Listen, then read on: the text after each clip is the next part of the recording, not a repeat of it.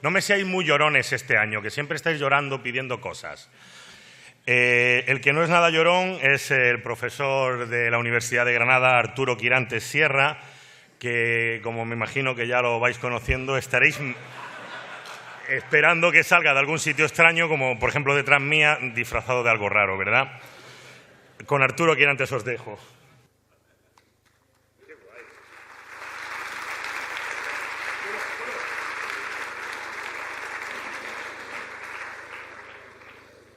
Bueno, ¿alguien ha visto algún fantasma por aquí? No son lo que vosotros pensáis, y teniendo en cuenta que la semana que viene aquí hay elecciones al Parlamento Vasco, lo tendría muy fácil, pero no me refiero a eso. O sea, los fantasmas a los que me refiero no son esos que salen con la bata blanca o vestidos de verde. No, los fantasmas para mí son esos pequeños, a veces los llamamos duendes, esas pequeñas ideas que se nos empiezan a colar en el cerebro, que a veces son tontas, luego le vamos dando vueltas y dice, oye, pues tampoco son tan raras, mi cuñado también le pasa lo mismo, lo he leído en Internet, y son ideas que no tienen base ninguna, pero que nos acabamos creyendo. Son ideas falsas, ideas absurdas, pero que nosotros nos las acabamos creyendo, incluso aunque nos den pruebas al respecto. A veces es muy sencillo, son tonterías, pareidolias, cosas que nos dicen. Otras veces son cosas más serias. Por ejemplo, esta foto de los años 90 de Marte dio lugar a una conspiración en la que mucha gente cree que esto es una prueba de que existía una civilización extraterrestre. Los científicos decían que no, que era simplemente una pareidolia, nadie se lo creía, y cuando algún tiempo después otra sonda con mayor resolución hizo una foto del mismo sitio, ¿qué creéis? ¿Que ya estaba resuelto el asunto? No, el fantasma creció. Y los conspiranoicos ahora dicen que esta foto de la izquierda es auténtica y la de la derecha es un montaje para esconder la existencia de vida extraterrestre en Marte. ¿Vale? Bueno, nos reímos, pero esto ocurre en las mejores familias. Incluso en ciencia hay veces que se observan fantasmas y a veces las meteduras de patas son grandes. Y gracias a los contactos que tengo con el Ministerio del Tiempo, he encontrado un ejemplo hace poco. Vámonos a 1903. ¿Vale? Se acababan de descubrir los rayos X, Marie Curie estaba haciendo su tesis doctoral y este investigador, Prosper René Blondel, observando rayos X, creyó haber descubierto otro tipo de rayos a los que llamó rayos N, por Nancy, la ciudad donde vivía. Empezó a ver propiedades, qué es lo que producían los rayos N. Bueno, pues aparecían unas cuantas fuentes de rayos N, unas lámparas especiales, el sol. Luego empezaron a ver que también lo producía las plantas, conejos, ranas, un cuchillo merovingio del siglo VIII, un ladrillo puesto al sol, si está a la sombra no funciona. Bueno, cosas más raras se han visto. ¿Qué efecto tenían estos rayos N? ¿Por qué se observaban? Pues porque él decía que cuando se ponían juntos, o sea, cuando lo hacía incidir sobre una llama o sobre una chispa de un arco eléctrico, aumentaba el brillo. Ese era el efecto principal. Luego hubo otros investigadores que dijeron, sí, bueno, y además, si yo estoy cerca, huelo mejor, el sentido del oído también lo amplifica. Luego descubrieron otros rayos que eran exactamente lo contrario, o sea, un poquito raro. Y la característica más extraordinaria de estos rayos N es que, y lo digo en Bilbao, eran unos rayos tremendamente nacionalistas. No se podían observar fuera de Francia. Lo intentaron en Inglaterra, en Alemania, en Estados Unidos, y todos los experimentos que intentaron duplicarlo se saldaron con un fracaso.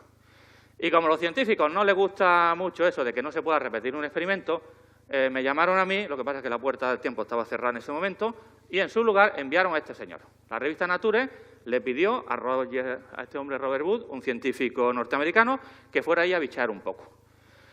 Era físico, experto en óptica y era también, sería como un proto-cazafantasma. Como ejemplo, diré que es la primera persona que se sabe que falsificó una foto de un ovni. O sea que ya os da un poco idea de qué iba este hombre. Muy bien, se fue a Nancy, le abrieron las puertas del laboratorio, se lo enseñaron todo, como hacían con todas las personas que pasaban por allí, y un experimento típico era de este tipo. Se ponía una fuente de rayo N, un prisma de aluminio tallado con un ángulo muy determinado, y para observar los rayos N, como no se podían ver directamente, pues una chispa de un arco eléctrico. En vez de observar la chispa directamente, se ponía una pantalla para difuminarla y después se ponía el experimentador para ver si realmente aumentaba el brillo o no.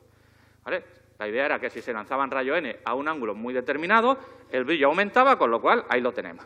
Había que hacerlo a ojo, Las técnicas fotográficas entonces eran muy rudimentarias. Y en cuanto llegó Booth, vio el experimento y dijo, bueno, esto es muy subjetivo, esto depende mucho de lo que estemos viendo, a lo mejor un efecto fisiológico. De manera que se puso a diseñar sus propios experimentos para hacer lo que los franceses tenían que haber hecho, que es intentar falsar esa hipótesis. Es decir, hacer un contraexperimento para ver si realmente se ve o no. Porque es muy fácil hacer un experimento para observar lo que tú quieres ver, pero para observar lo contrario ya duele más. Bien, hizo un par de pruebas. En una dijo, mira, voy a poner la mano aquí entre la fuente de rayo N y el prisma y voy a taparlo. Y vosotros me decís, sin mirar, cuándo lo estoy tapando y cuándo no. Hicieron ese experimento 3 veces y las 3 veces fallaron. Con lo cual ya dijo, esto no va muy bien. Y aprovechando que había poca luz, o sea, las condiciones de luz eran bastante bajas para que se pudiera ver, mientras nadie miraba, cogió el gacho, se llevó el prisma de aluminio, se lo metió en el bolsillo y en ese momento desaparecieron los rayos. Ah, no, que todavía se veían. No lo sabían, pero estaban todos empeñados que sí, que se veía. Luego cogió el prisma, lo dejó en su sitio, sacó un segundo prisma, lo enseñó y dijo, mira, que tengo el prisma. Y de repente dejaron de ver los rayos N, a pesar de que el prisma original estaba en su sitio. No contento con eso, en un segundo experimento se acercó a la fuente de rayo N, la sustituyó por un trozo de madera y dijo, ahora seguro que no se observa nada. ¿Verdad, franceses? Sí, claro que se observa. Estaba empeñado. Con eso ya estaba claro que los rayos N no existían. Era solamente una fabulación del que estaba observando. Volvió a su casa, escribió artículos para la revista, uno para la revista Nature, otro para Scientific American, y a partir de ahí no se volvió a oír hablar de los rayos N. Se habían escrito un montón de papers hasta entonces y desde entonces se acabó. Y desde entonces, claro, como los americanos y los ingleses quieren tanto a los franceses, pues lo han usado como ejemplo de mira qué tonticos son los franchutes, ¿no? Pero realmente es tonto una persona que sale en una foto así, que parece que no tiene abuela, que fue galardonado con el premio Lacombe por toda su trayectoria científica, que incluso fue nombrado oficial de la Legión de Honor. O sea, el tío era un tío serio y de hecho nadie, ni antes ni después, le acusó de ser un fraude o de tontería, simplemente dijeron, mire, que no vemos lo que usted ve.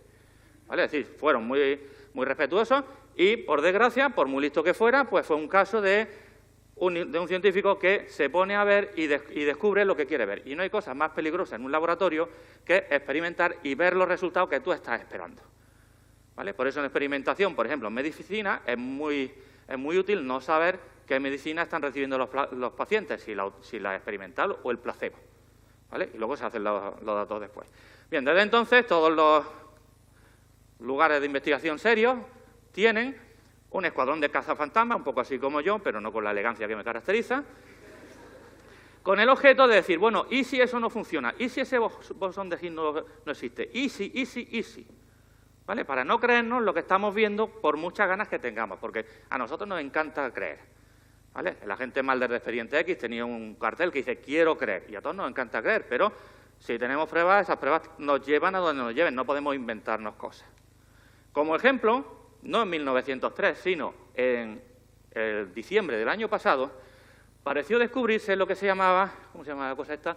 De exceso de difotones a 750 gigaelectronvoltios, que es una manera elegante que tuvieron los científicos del CERN, de allí de Ginebra, de decir, mira, hay un piquito aquí que parece que sugiere la existencia de una nueva partícula, un poco como nos enseñó Mario esta mañana.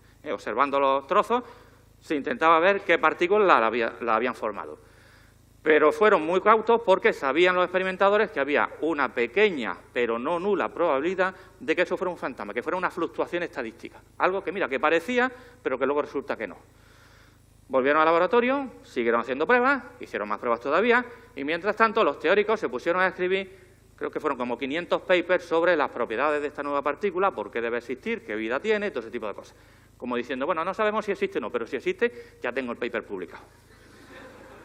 Bien, finalmente, estamos en septiembre, el mes de agosto, el mes pasado, se hicieron públicos los resultados definitivos. Y los resultados definitivos, después de meses de choque entre partículas y de revisarlo todo bien, fue que no había partículas. Era simplemente un fantasma. Era algo que parecía que había, pero que después de muchas pruebas rigurosas descubrieron que no había. De manera que sirva esto, digamos, de recordatorio. de que la ciencia no es como la de las películas, que el científico lo sabe todo y ya lo tenemos todo controlado. Al contrario, en ciencia en general y en física en particular hay muchas cosas que no se saben, muchos sitios donde la respuesta más honrada es oye, no estoy muy seguro, ¿vale? Y por eso siempre es tan importante dudar de todo.